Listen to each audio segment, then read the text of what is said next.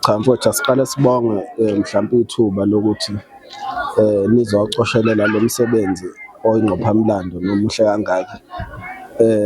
Lapha-ke kwaNobamba isizwe lesi lapho sibheke khona, sibheke iy'ntaba zeNgonyama, kanti futhi indawo ewumlando newumsamo wesizwe sethu thina maZulu. Okubalulekile ukuthi kube yisibonelo esihle, ikakhulukazi ukugcinwa kwesiko. Ngomsebenzi omuhle-ke osuwenziwe omama besizwe okungonomehlo ukuthi bahlanganise iy'ntombi seyicela enkulungwaneni ey'la kwaNobamba. Njengoba sikhuluma sesibona ukuthi kubalulekile ukuthi asenze umsebenzi wokuthi iziko ligcotshwe.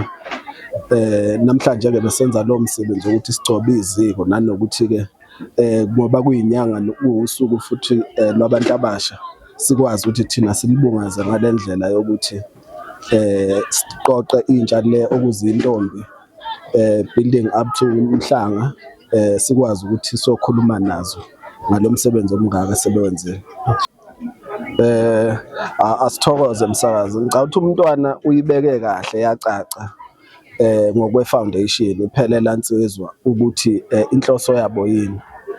Okuyinto enhle-ke nesingayithakasela ukuthi i-launch yayo yenzeke la kwaNobamba, lapho khona kuzoqoqwa zonke iy'nsizwa njengoba iNgonyama nje yethula ibutho sisesandlwana.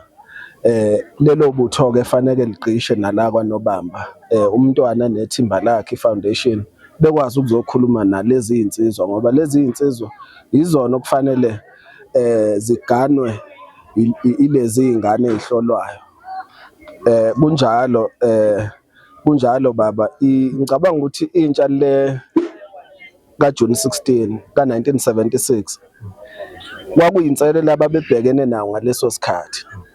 Intsha yanamhlanje ngoba ku-2006 sekuphela u-50 years inenselelo yayo ebhekene nawo manje, okuyiyo-ke le yokuyiphatha nepeni lokuthi insizwa yakhiwe ibe insizwa, owesifazane akakhiwe abe wesifazane bese behamba beyofunda beyosebenza.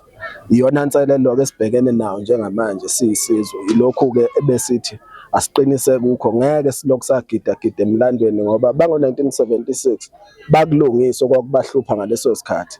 Nathi-ke ngoba siphila manje fanele silungise lokho okusihlupha manje. Nkosi yesizwe, sithokoza sibonga khona isikhathi sakho. Siyathokoza.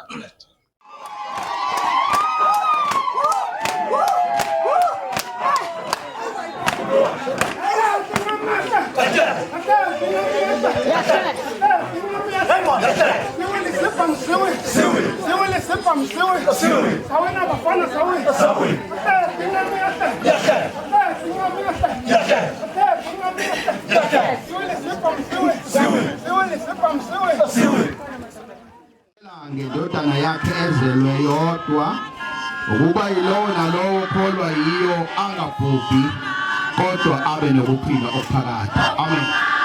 Senhlala phansi nje, indaba inothando, indaba inokwenza njengoba sonke silapha sikhona ngenxa yothando.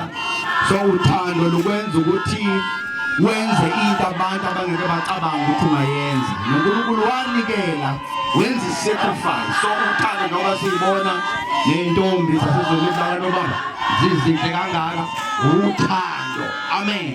Nabayibhekayo benziswa ngothando. So uNkulunkulu-ke walithanda izwe kangaka wanikela, futhi uma uthanda wenza i-sacrifice. Uma-ke wathanda nje kuba nento yenzayo uthatha ngayo isinqumo. Ade ngibona namabutho enkosi enza ngothando ngoba once wanothando wenza isinqumo. Ake sivala amehlo sithandaze. Abawuthula amandla ngokwesalibonga izwi lakho.